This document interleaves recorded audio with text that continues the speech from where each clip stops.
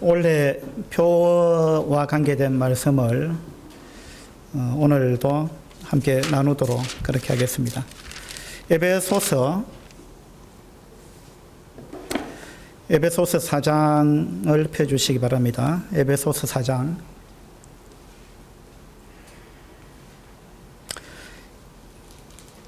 1절부터 3절까지를 읽겠습니다. 그러므로 주 안에서 갇힌 내가 너희를 권하노니 너희가 부르심을 받은 일에 합당하게 행하여 모든 겸손과 온유로 하고 오래 참음으로 사랑 가운데 스스로 용납하고 평안에 매는 줄로 성령이 하나 되게 하신 것을 힘써 지키라. 성령이 하나 되게 하신 것을 힘써 지키라. 성령께서 또 우리 주님께서 우리를 하나로 만드시기 위해서 엄청난 대가를 지불하셨습니다. 그리고 우리를 하나로 만들어 주셨습니다. 우리가 하나가 된다는 것은 결코 쉬운 일이 아닙니다. 부부 두 사람이 하나 되는 것도 굉장히 어렵습니다. 또 우리는 각자 살아온 그 환경이 다르고 경험이 다르고 또 생각이 다르고 여하튼 취향이 다르고 모든 것이 다릅니다. 그런데도 불구하고 하나님께서는 우리를 하나로 이렇게 묶어주셨습니다. 그래서 우리로 하여금 주님께서 엄청난 대가를 지불하시고 우리를 하나로 만드셨는데 그것을 우리가 힘써 지켜야 된다 이렇게 말씀하고 있습니다. 지난번에 제가 이제 무덤에는 갈등이 없다 이런 말씀을 드렸습니다. 우리가 살아서 활동하는 동안에는 또 누군가 우리가 함께 만나는 동안에는 우리는 여러 가지 마찰과 갈등을 피할 수가 없습니다.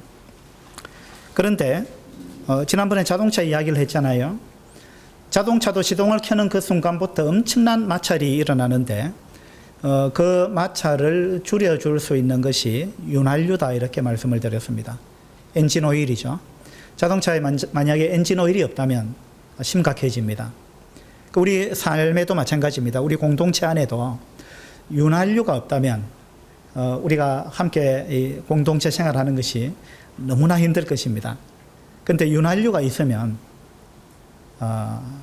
우리가 함께 서로 큰 어려움 없이 사랑을 나누고 하나 되어서 그렇게 생활할 수 있을 것입니다.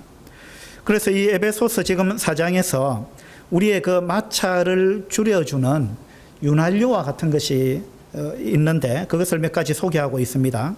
2절에 보면 첫 번째가 겸손입니다.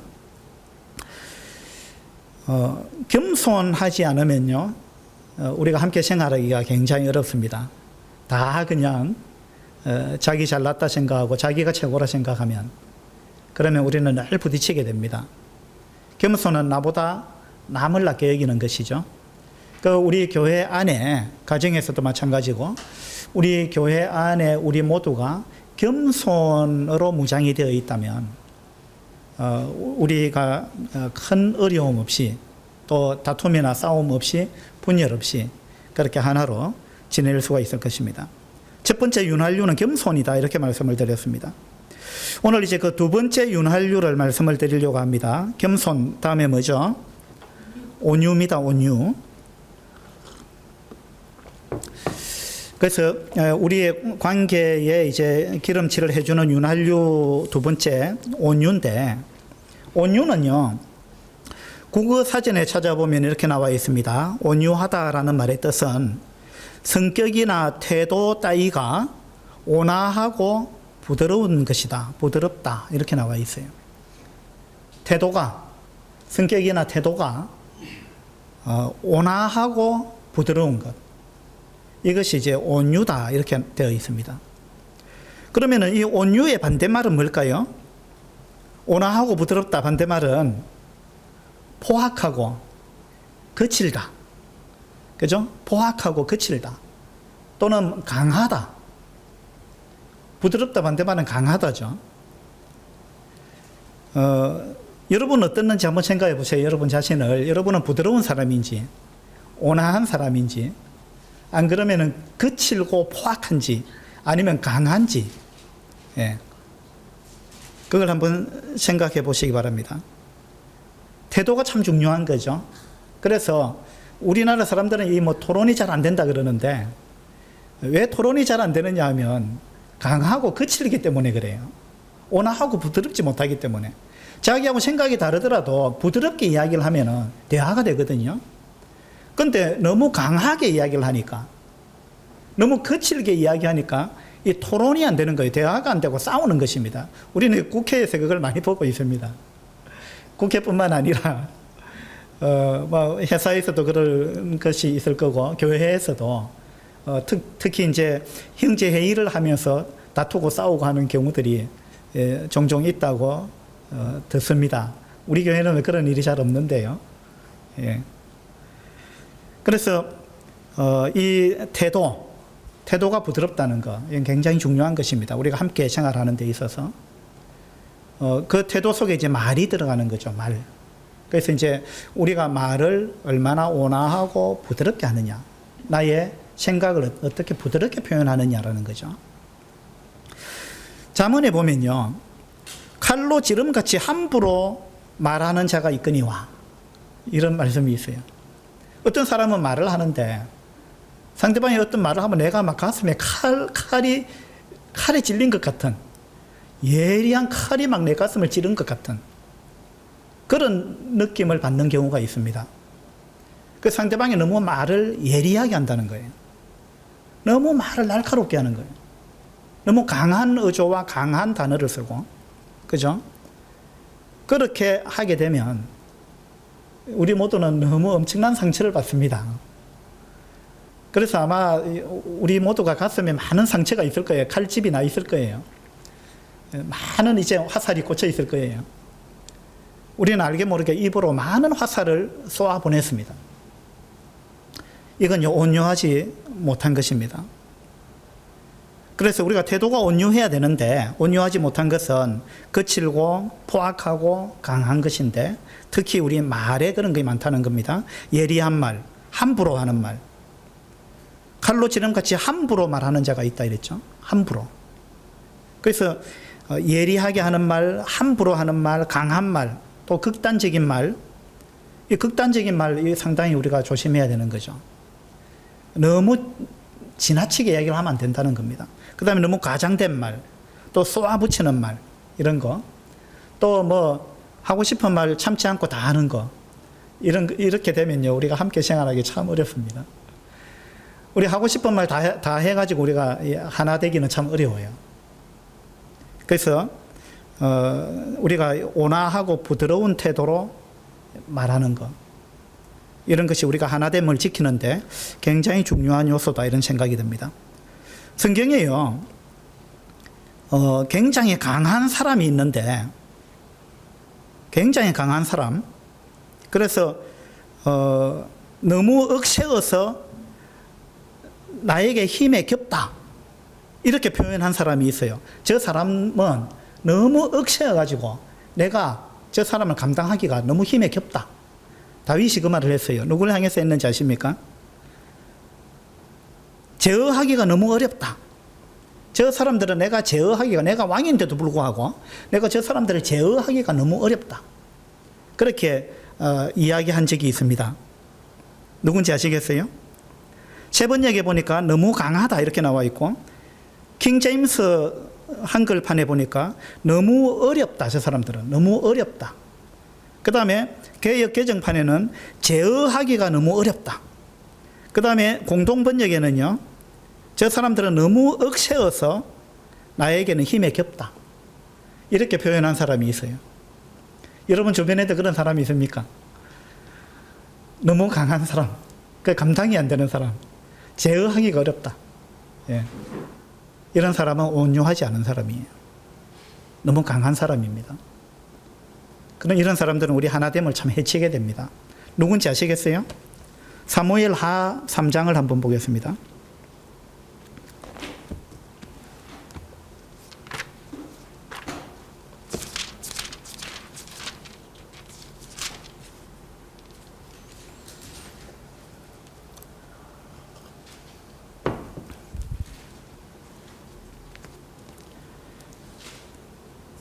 사무엘 하 3장 39절입니다. 39절. 내가 기름 부음을 받은 왕이 되었으나 내가 왕인데도 불구하고 오늘 약하여서 스루야의 아들인 이 사람들을 제어하기가 너무 어려우니 여호와는 악행한 자에게 그 악한 대로 갚으실지로다 하니라. 이렇게 나와 있습니다.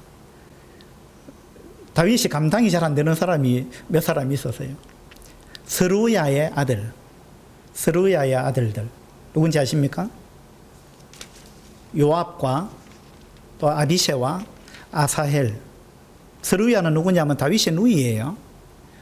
그러니까 스루야의 아들이면은 다윗의 누이의 아들이니까 생질입니다. 자기 생질인데도 불구하고, 그리고 다윗이 자기가 왕인데도 불구하고 자기 누이의 아들들 이 세 사람은 내가 참 감당하기가 어렵다. 왜? 그들이 너무 강하다, 너무 세다 이 말이에요. 다른 말로 하면 그들은 부드러운 사람이 아니다. 그들은 온화한 사람이 아니다. 온유한 사람이 아니라는 거예요. 너무 강한 사람들이라는 거예요. 자기 주장이 너무 강하다는 거예요. 그리고 행동도 너무 강하다는 거예요. 이 스루야의 아들 요압은 다윗의 군대 장관이었어요. 군대 장관이라면 이제 지금으로 치면은 뭐 국방부 장관이나 뭐 경호처장이나 뭐 이래 안 되겠어요? 그 다윗을 가장 가까이에서 무력으로 다윗을 이제 호위하는 그런 대장인데, 그런데 이 사람이 다윗이 통제하기가 어렵다. 그 뭐 통제가 안 돼갖고 우리 박정희 대통령도 뭐 가장 가까이 있는 그런 사람한테 그렇게 시해를 당했습니다만은 이 비슷한 경우예요. 이 사람들이 어떻게 했느냐 하면요. 거기 사무엘하 3장을 다른 부분을 좀 보겠습니다. 3장 20절에 보면요. 이 아브넬은 누구냐면 사울의 군대 장관입니다. 사울. 지금 이제 사무엘하 이 상황이 어떤 거냐 하면 사울 왕이 전쟁 중에 죽었습니다. 그리고 이제 다윗이 왕으로 세워졌어요. 그런데 이 이스라엘 백성들 전체가 다윗을 왕으로 지금 인정하는 것이 아니고 유다 지파는 다윗을 왕으로 인정을 했어요. 그런데 나머지 이제 다른 지파들은 다윗을 지금 왕으로 인정하지 않고 그 사울의 아들 이스보셋을 왕으로 세워가지고 왕이 지금 2명이 됐어요. 하나님은 다윗을 왕으로 기름을 부었는데 지금 이 사울 왕가에서 다윗을 왕으로 인정을 안 하는 그런 지금 상황 가운데 있습니다. 20절에 나오는 이 아브넬이 누구냐면 바로 사울의 군대 장관이었어요. 그러니까 사울 왕가에 굉장히 그 힘이 있는 권력이 있는 이런 사람입니다. 그런데 아브넬이 부하 20명과 더불어 헤브론에 다윗이 있죠. 헤브론에 이르러 다윗에게 나아가니 다윗이 아브넬과 그와 함께한 사람을 위하여 잔치를 배설하였더라. 지금 이 어떤 상황이냐면 사울 왕가하고 다윗 왕가가 계속 갈등 가운데 싸우고 있다가 2년이 지났어요. 그러다가 지금 이 사울 왕가에 있는 아브넬이 이렇게 해서는 안 되겠다 해가지고 다윗한테로 갔습니다. 가가지고 우리 회담을 좀 합시다. 그래가지고 이 아브넬은요 좋은 생각을 갖고 갔습니다. 그래갖고 다윗을 왕으로 추대하려고 그런 마음을 갖고 다윗한테로 갔습니다. 그러니까 다윗이 어떻게 했느냐 하면 그 아브넬하고 거기서 부하 20명이 왔다 이랬죠. 이 군사들이 온 겁니다. 근데 다윗은 그들을 영접했어요. 영접한 정도가 아니고 잔치를 베풀었습니다. 다윗은 굉장히 온유한 사람입니다. 다윗은 강한 사람이 아니에요. 물론 이거 약해 빠졌다 이런 이야기가 아닙니다. 온유는 힘이 있는데 그 힘을 절제할 줄 아는 것을 온유라 그럽니다. 힘이 있는데 다윗은 왕인데도 불구하고 권세를 갖고 있잖아요. 힘이 있습니다. 그런데 그 힘을 함부로 쓰지 않는다 이 말입니다. 그게 온유예요.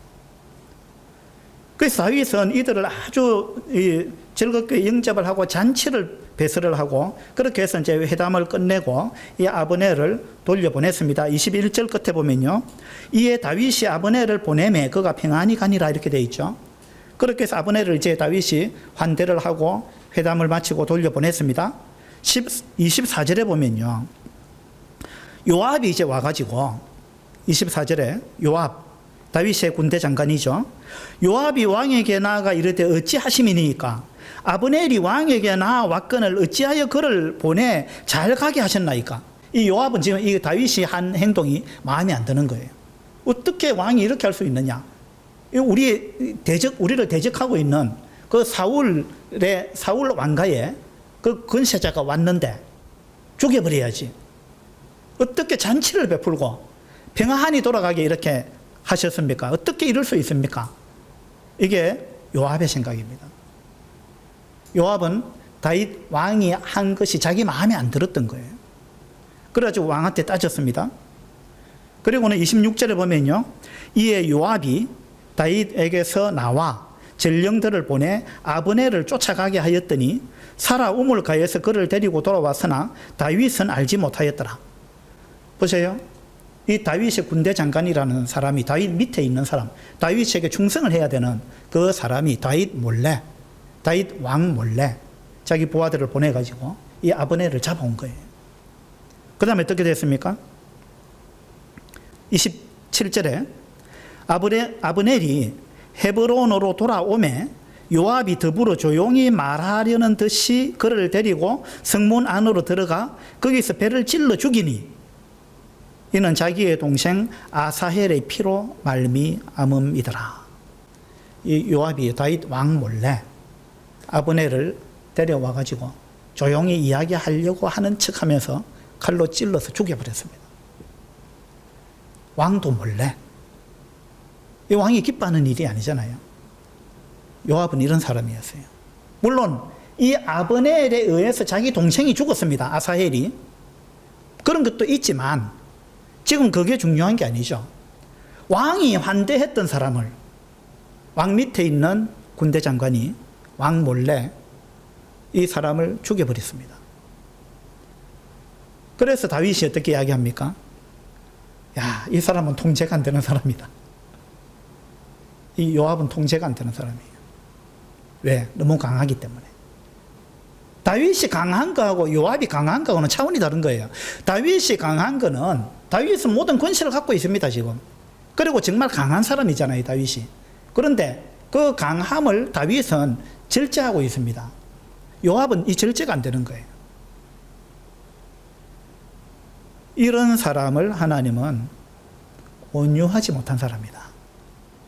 다윗은 온유한 사람인데 요압은 온유하지 못한 사람이다. 그렇게 이야기하고 있습니다. 사무엘하 16장을 또 한번 보도록 합시다.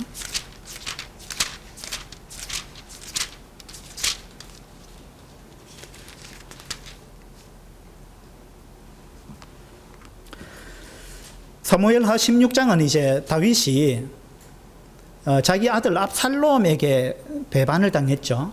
그래가지고 압살롬이 자기 아버지를 다윗을 죽이려고 지금 하는 겁니다. 왕인데. 그래서 다윗이 이제 자기 아들하고 싸워서 이길 수도 있지만 다윗이 피해 줍니다. 자리를 피합니다. 이게 온유죠. 다윗이 피해가지고 왕궁을 떠나서 이제 도망을 갑니다. 도망을 가는데 5절에 보면요. 다윗 왕이 바후림에 이름에 거기서 사울의 친족 한 사람이 나오니 게라의 아들이요. 이름은 시므이라. 그가 나오면서 계속하여 저주하고 또 다윗과 다윗 왕의 모든 신하들을 향하여 돌을 던지니 시므이가 이 사울 왕가에 이제 있었던 사람입니다. 이 시므이가 왕을 향해서 저주했습니다. 그리고 막 돌멩이를 집어 던지는 거예요. 그것뿐만이 아니에요. 7절에 보면 시므이가 저주하는 가운데 이와 같이 말하니라. 피를 흘린 자여, 사악한 자여, 가거라, 가거라. 다윗 왕을 향해서 피를 흘린 자여, 사악한 자여. 얼마나 말이 셉니까? 우리 말이 세면 안 돼요. 아무리 화가 나도요, 말을 좀 세게 안 해야 됩니다. 아무리 화가 나도 극단적인 말을 하면 안 되고, 그걸 좀 자기 하고 싶은 말을 다 해서는 안 되는 거죠. 근데 이 시므이가 이 왕이 지금 이제 압살롬이 왕이 될 것 같고, 다윗이 이제 왕에서 밀려날 것 같으니까, 지금 시므이가 이렇게 한 것 같아요. 돌을 던지고 저주하고 계속하여 저주했다 이랬습니다. 5절에 보니까 계속하여 저주했고 돌을 던지고 사악한 자여 가거라 이랬습니다.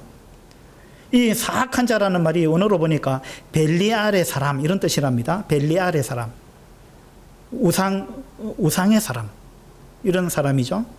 다윗은 뭐 그렇게 이야기합니다. 무가치한 사람, 불량스러운 사람 이런 뜻을 갖고 있습니다. 사악한 자. 이것은 아주 지독한 욕에 해당하는 겁니다. 이 벨리알의 사람, 귀신과 짝한 사람 이런 이야기 아니겠어요? 사탄의 조종을 받는 사람 뭐 이런 의미이겠죠. 그러니까 아주 그냥 너무 심한 말을 했어요. 그렇게 했는데 9절에 보면요, 스루야의 아들, 아까 스루야의 아들 나왔죠? 스루야의 아들들은 온유한 사람들이 아니라 했잖아요. 스루야의 아들 중에 아비새가 왕께 여짜오되 이 죽은 개가, 역시 세죠? 이 단어가 이 말하는 게 아주 셉니다. 이 온유하지 못한 사람의 특징이에요. 이 죽은 개가, 어떤 번역 성경에 보니까 이 죽은 개보다 못한 놈이 이렇게 되어 있더라고요. 이 죽은 개가 어찌 내 주 왕을 저주하리이까? 청하건대 내가 건너가서 그의 머리를 베게 하소서. 내가 가서 머리를 확 베어버리겠다. 아주 그냥 얼마나 강한 말을 지금 하고 있습니까? 이게 스루야의 아들들의 특징입니다. 그 가정들이 다 그랬는지 모르겠는데 어쨌든 스루야의 아들들은 너무 강해서 내가 감당할 수가 없다. 제어하기가 어렵다. 이 온유하지 못한 사람의 특징입니다. 그런데 다윗은 보세요. 10절에 왕이 이르되 스루야의 아들들아 내가 너희와 무슨 상관이 있느냐? 이거는 내 일이다. 내 일이다. 너가 그런 식으로 갔냐 하면 안 된다. 이런 이야기입니다. 내가 너희와 무슨 상관이 있느냐? 그가 저주하는 것은 여호와께서 그에게 다윗을 저주하라 하심이니 네가 어찌 그리하였느냐 할 자가 누구겠느냐 하고, 다윗은요, 시므이가 왕인 자기를 막 저주하고 돌을 던지고 막 엄청난 말을 해대는데 다윗은 하나님이 나한테 지금 이 일을 허락하셨구나. 다윗은 그렇게 받아들였습니다. 이게 온유한 사람의 특징이에요. 어떤 일이 일어나든지 간에 하나님께서 허락하신 일이다. 나를 위해서. 그래서 거기에 대해서 급하게 반응을 안 한 거예요. 그 다음에 보세요. 11절에 또 다윗이 아비새와 모든 신하들에게 이르되 내 몸에서 난 아들 내 아들도 내 생명을 해하리 하거든 하물며 이 베냐민 사람이랴 여호와께서 그에게 명령하신 것이니 그가 저주하게 버려두라. 그가 저주하게 버려두라.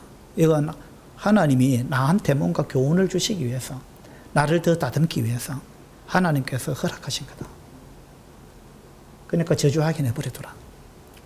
그랬습니다. 얼마나 온유합니까? 그래서 하나님의 다윗을 어떤 사람이라 표현했습니까? 내 마음이 합한 자다. 내 마음이 합한 자. 주님이 온유하신 분이거든요. 수고하고 무거운 짐진 자들아 다 내게로 오라. 내가 너희를 쉬게 하리라. 나는 마음이 뭐라 그랬어요? 겸손하고 온유하니. 주님의 특징이 겸손과 온유입니다. 나는 마음이 겸손하고 온유하니 내게 와서 배우라. 그러면 너희 마음이 쉼을 얻을 것이다. 자, 여러분 마음에 쉼이 없습니까? 왜 그런지 아십니까? 여러분은 겸손하지 못하기 때문에, 또 온유하지 못하기 때문에. 다시 말해서 막 뭐가 끌어오른다는 거예요. 교만이 막 올라온다는 거예요. 내가 저 사람보다 나은데 내가 왜 이래야 돼? 예? 내가 왜 이런 취급을 받아야 돼? 그러니까 마음에 쉼이 없어요. 그 다음에 막 화가 올라오죠. 그래가지고 막 험한 말을 쏟아냈죠. 그리고 어떻게 마음이 편하겠어요? 마음 무슨 쉼이 있겠어요? 우리 마음에 쉼이 없다는 말은 내가 심히 교만하구나. 그 다음에 내가 온유하지 못하구나. 라는 것을 우리 깨달아야 됩니다. 우리 주님은 겸손하고 온유한 분입니다. 그래서 이 다윗을 보고 주님은 내 마음에 합한 자다, 그렇게 이야기했습니다. 그 정도가 아니고 다윗이요, 나중에 이제 이 반란이 다 끝나고 이 진압이 되고 다윗이 왕궁으로 돌아오잖아요. 돌아올 때 시므이가 와가지고 엎드려 다윗 앞에 엎드렸습니다. 엎드려가지고 어떻게 했어요? 지난번에 내가 패역하게 했는데 19장에 나오네요. 한번 봅시다. 사무엘하 19장 18절입니다. 왕의 가족을 건너가게 하며 왕이 좋게 여기는 대로 쓰게 하려 하여 나룻배로 건너가니 왕이 요단을 건너가게 할 때에 게라의 아들 시므이가 왕 앞에 엎드려 왕께 아뢰되 내 주여 원하건대 내게 죄를 돌리지 마옵소서. 내 주 왕께서 예루살렘에서 나오시던 날에 종의 패역한 일을 기억하지 마시오며 왕의 마음에 두지 마옵소서. 다윗이 이제 돌아오니까 시므이가 큰일 났다 싶어가지고 왕 앞에 딱 엎드려가지고 옛날에 내가 했던 거, 패역하게 했던 거, 그거 좀 기억하지 마세요. 그렇게 이야기했습니다. 그러니까 여러분 같으면, 여러분이 다윗 같으면 어떻게 하겠어요? 죽여버려. 근데 보세요. 또 강한 사람이 등장합니다. 21절에. 스루야의 아들. 스루야의 아들 아비새가 대답하여 이르되 시므이가 여호와의 기름 부으신 자를 저주하였으니 그로 말미암아 죽어야 마땅하지 아니하니까, 이렇습니다. 이 강한 사람은 절대 그냥 둘 수 없다. 죽여버려야 된다. 보복을 해야 된다, 이 말입니다. 근데 22절에 다윗이 이르되 스루야의 아들들아 내가 너희와 무슨 상관이 있기에 너희가 오늘 나의 원수가 되느냐. 그러면서 23절에 왕이 시므이에게 이르되 네가 죽지 아니하리라 하고 그에게 맹세하니라. 다윗은 그래 괜찮다, 내가 용서한다 하면서 네가 절대 죽지 않는다, 내가 너한테 보복 안 한다 하고 맹세까지 했다, 이 말입니다. 이게 다윗의 온유한 성품이에요. 여러분 어떻습니까? 여러분 마음속에 이 온유함이 있습니까? 안 그러면은 보복해야 되고 막 거칠게 강하게 이야기해야 되고 그런 것이 여러분 마음에 자리 잡고 있는지 한번 돌아보시기 바랍니다. 여러분이 온유한 사람인지 아닌지. 국어사전에는 이 성격이나 태도 따위가 온화하고 부드러운 것이 온유다 이랬는데 성경사전에는요, 온유의 뜻이 이렇게 되어 있습니다. 다스림이 있는 상태. 원어적으로 그래요. 다스림이 있는 상태. 그 다음에 반항하지 않는 마음, 이렇게 되어 있어요. 온유하다는 말은요, 내가 하나님으로부터 통제되고 있다, 하나님의 다스림이 있다 내한테. 다시 말해서 내가 제어할 수 없는 사람이 아니고 하나님의 나를 제어하고 있다, 그리고 하나님의 그 통치에 내가 굴복하고 있다, 이런 이야기예요. 이게 온유한 사람입니다. 다른 말로 하면 내 생각과 다를지라도 내 생각을 강하게 주장하지 않고, 그죠? 내 권위 위에 있는 사람한테 그 권위에 내가 굴복한다. 내 생각과 다를지라도. 이게 온유한 사람이에요. 다스림이 있다, 통제 아래에 있다, 반항하지 않는다. 이게 성경적인 온유의 뜻입니다. 그래서 이건 이제 야생말을 막 날뛰는 이 말을 훈련시켜가지고 주인한테 순종하게 되었을 때 그때를 온유하다 이렇게 표현한다는 거예요. 온유. 여러분 어떻습니까? 여러분은 통제가 되고 있습니까? 하나님으로부터 다스림이 있습니까? 그리고 반항하지 않습니까? 이걸 합해서 이야기를 하자면 하나님의 다스림에 반항하지 않고 사람의 어떤 잘못, 사람이 나를 비난하고 나한테 불친절하게 하고 이런 것들에 대해서 내가 보복하지 않는 것, 이게 성경적인 온유의 뜻입니다. 하나님의 다스리심에 내가 반항하지 않는다. 내 뜻하고 내 생각하고 다를지라도 내 뜻을 굽힌다 이 말입니다. 내 생각을 굽힌다는 거예요. 그리고 하나님의 생각을 받아들인다는 겁니다. 사람하고 관계도 마찬가지입니다.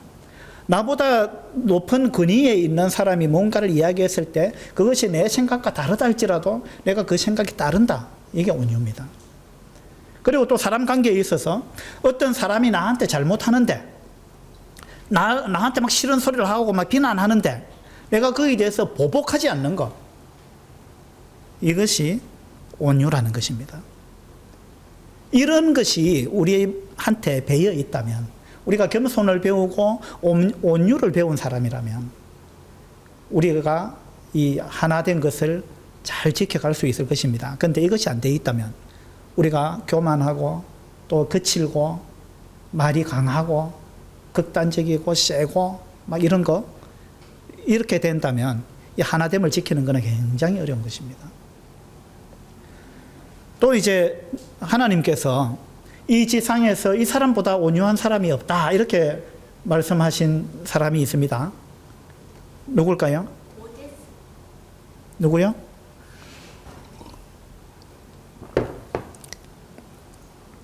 지면에 모든 사람보다 이 사람이 더 온유하더라. 이 사람보다 더 온유한 사람이 없더라.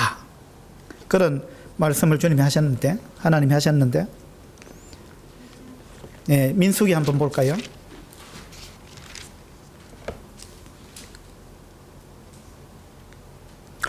민수기 12장입니다. 12장.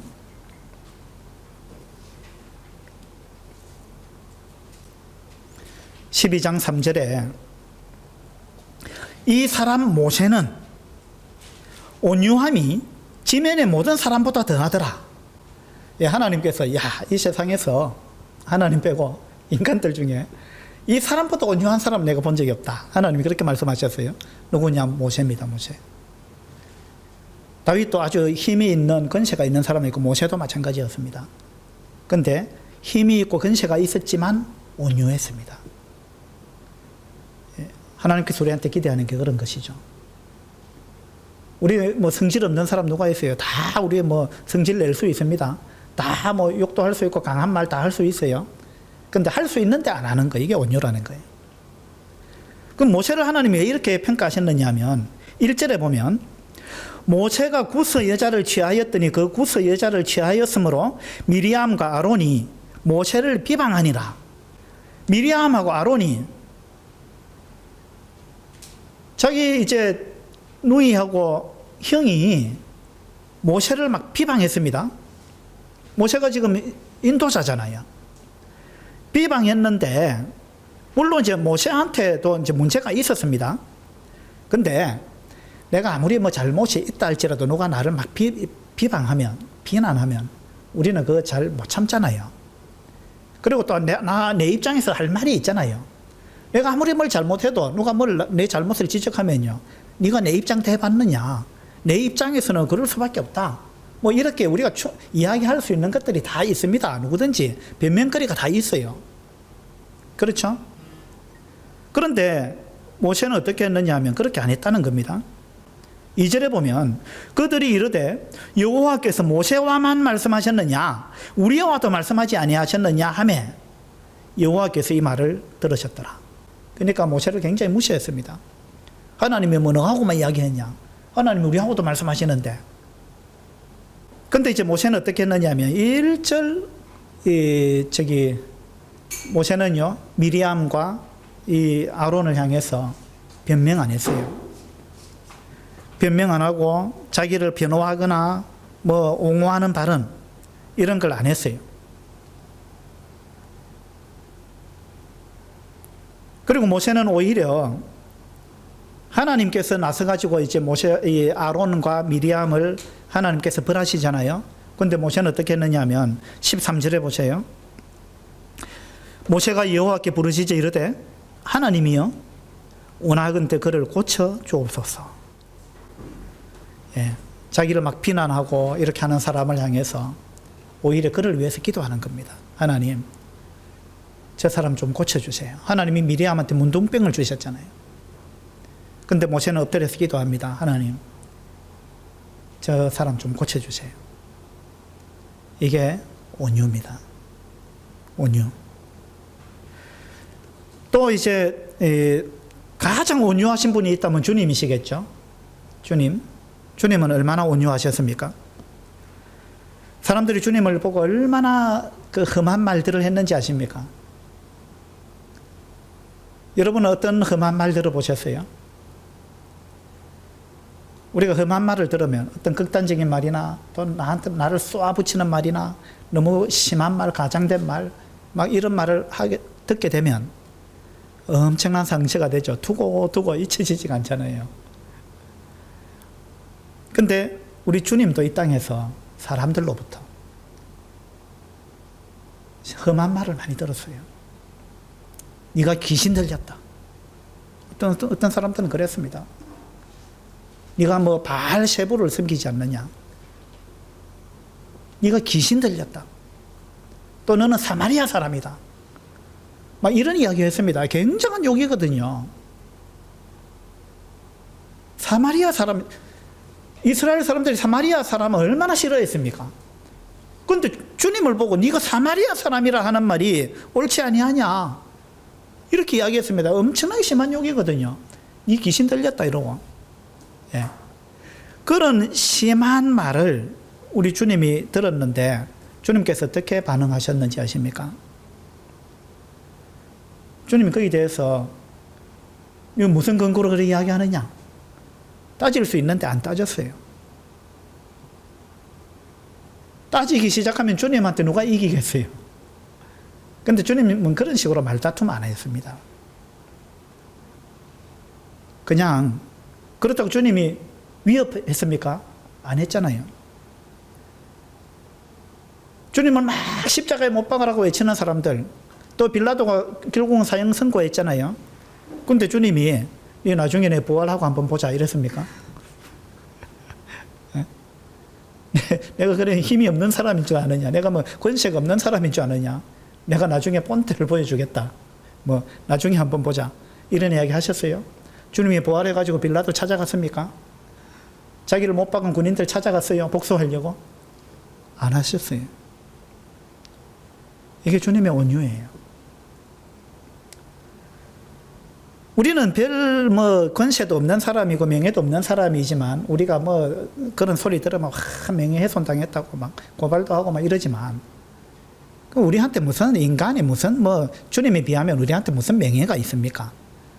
근데 주님이야말로 얼마나 명예훼손을 당했습니까? 근데 주님은 거기에 대해서 뭐 그런 식으로 대항을 안 했다는 겁니다. 베드로전서에 보면 욕을 당하시되 맞대어 욕하지 아니하시고 고난을 당하시되 위협하지 아니하시고 그랬죠? 이게 주님의 온유한 모습입니다. 그래서 오늘 우리는 이제 성령이 하나 되게 하신 것을 힘써 지키라는 이 말씀을 지금 나누고 있는데 우리가 하나 되는 걸 해치는 것은요, 첫 번째 교만입니다. 두 번째는요, 온유하지 못한 거예요. 그래서 우리가 겸손을 배워야 되고 주님의 겸손과 주님의 온유를 우리가 배우고 우리 인격 가운데 이러한 부분을 이루어 갈 때 우리는 하나 될 수 있습니다. 하나 된 걸 지킬 수 있어요.